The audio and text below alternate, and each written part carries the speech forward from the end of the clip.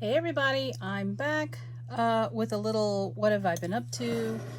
A little bit different video. I did go shopping, but this was more to kind of get out of the house a little bit since I haven't really been out of the house too much in the last few months, really, just like probably a lot of you.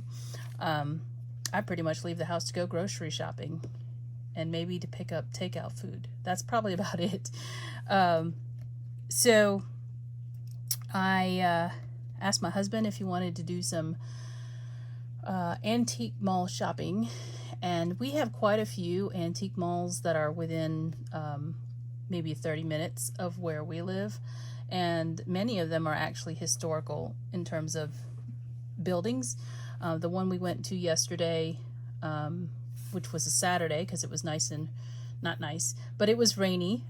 So doing something indoors was probably going to happen. And this was a very large antique mall because it's in a converted textile mill. And if you've ever been in one of those, a lot of the ones over here that are closer to the city, like when I say close, like they're like in 5 minutes of downtown, they've been converted to loft spaces or apartment homes. But this one is probably about 20 minutes from where we live. And it is it was converted to an antique mall many years ago. It's a very large space. It's actually not the only business that's inside of this textile mill. There's actually an event space in it, and there's even something else. I don't know all the buildings that are in, or all of the businesses that are in it, but it is an antique mall that we like to go to because it's large.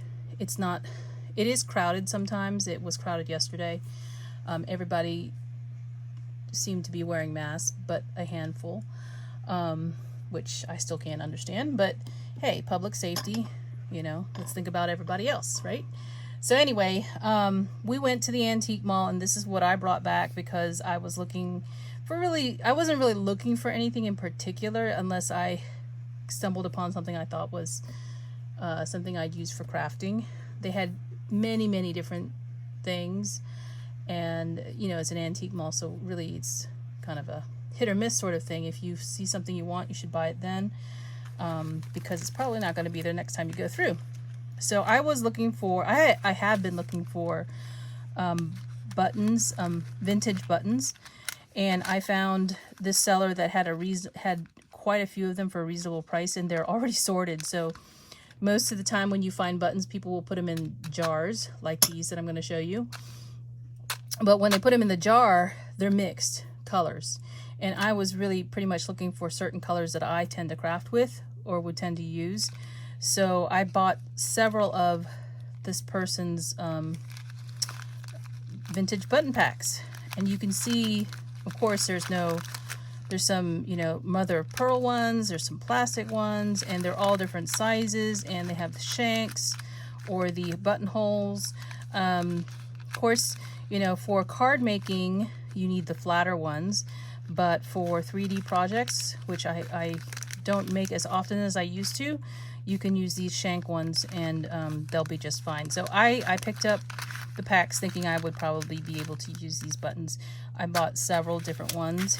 You can see they were $3 each.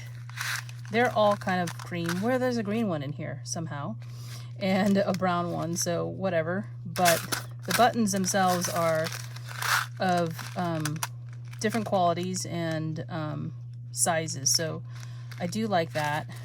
Here's another mixed pack of buttons, and you can see this is the name of the seller, and they priced theirs at $3. I think I've been looking at buttons online. People want way too much money for buttons, which I think is outrageous. Some of these are mother of pearl, and there may be some glass ones in here. I can kind of feel that through the plastic, but I also bought some of these, which are thicker, but they're all the same, I think. So I bought quite a few bags of these buttons, I think 3 of them. And then there's this one seller I bought these kind of orangey color.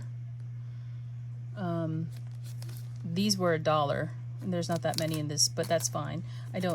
I was just more of interested in the color, so I bought these. And then I bought a jar of pearls, and I thought these would be great for like flower centers or stitching onto some of my felt projects. So you can see they're all this, you know, cream or white color, and some of these are plastic. I'm not, you know, I'm not gonna say these are great quality. There's even some irregular ones that look like pearls, so they may have come from like a necklace, a pearl necklace or something like that. They're all different sizes, but this bottle was $3 for the entire bottle. So that's why I was kind of like, well, you know, I could go searching for something like this, but then, you know, what's the fun? That's what we were doing yesterday, is kind of getting out of the house. Now, I bought these bottles here to kind of house the stuff that I bought. I like to put my stuff in pretty, well, what I term pretty, but these are vintage finds. These are all different types of canning jars. They're pretty much the same style, but they're different manufacturers. So I did look online a little bit to find out, you know, who made, just some history. So it seems that the jars date back to somewhere around the early 1900s, somewhere around 1908 to 1920. So these jars are about 100 years old. What did not survive is the rubber stopper that you would have between the lid and the seal here to seal it really well. But I'm going to be putting buttons, so I don't need anything to be airtight. But they basically close like this, where you have this part of the jar, there's a little divot in the middle, and you would basically lift this over and clamp it down. I'm not going to do that because I still have to put my stuff in, but you get the idea. So this one says double safety. And the lid won't fall off because there is that lip right here holding that in, as long as you don't tilt it too much. I did get this one, which is blue in color. This is the shortest one of the three. It's also the heaviest. So this one is a blue canning jar. And notice I don't say mason jar and I don't say bell jar, because those are brands, kind of like Kleenex is a brand. This is another one, another canning jar that I picked up. All of these are for the buttons, so and the beads. So, and then this one is an Atlas jar, also a canning jar. You could see that that's the brand here. So pretty much all the same. They're all, you know, slightly different sizes, but I did again buy them for the buttons and the beads. That's what I got on my treasure hunting. I could have bought so many other things. I didn't need to buy any. They had plenty of laces and doilies and stuff like that, but I didn't need to buy any of that because I have tons of that in my studio that needs to be used up. But I thought this of my card making and like felt projects. I'm still looking for more buttons, but different colors now. This is something I got in the mail the other day. This is a stamp that I ordered, I think off eBay or Etsy, one of the two. It's another Stampington one. And it is called Bunny House. And you can see it's like a birdhouse, but the bunnies are living in it.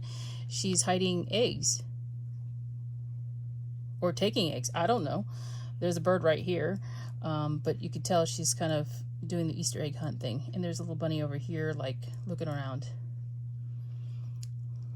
I don't even know if they'll have Easter egg hunts this year because of COVID, but, you know, we all have to adjust to make sure everybody's safe. So that's the one stamp I got in the mail.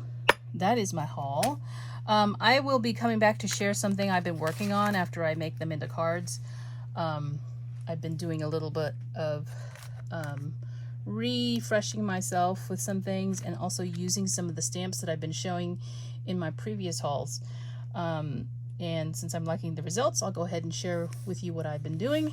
But that's it for now, and I'll talk to you later. Bye. Hey everybody. So I realized after I finished my last video that I failed to show you something else that I purchased because it was still wrapped up. I'll show you that item, but at first I wanted to show you the jars with the buttons all filled in now. These are, I did separate the ones that were kind of all the same type of button, and have washed the jars. Here's the one that has a lot of the variety of cream colors in it. And then I put the all the little beads that were in that other jar into this blue jar right here. So I did do that. And then this is the other item that I wanted to share with you. This is a salt or pepper shaker. It's actually got a insert in it that has mother of pearl. Okay, I actually did not purchase it to keep it as a salt shaker. I am going to alter it and make it into something else. But in addition to the fact that it's a pretty heavy duty, nicely cut salt shaker, there are glass chandelier pieces on the inside, and this was $5 for all of that. See, the tag is still there. So that is the other thing that I forgot to share with you all. I'm going to be altering this.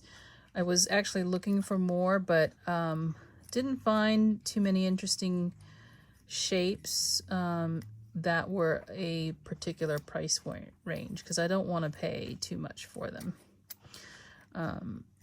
So this one was $5 and it had all that stuff in it, which I thought was a great deal.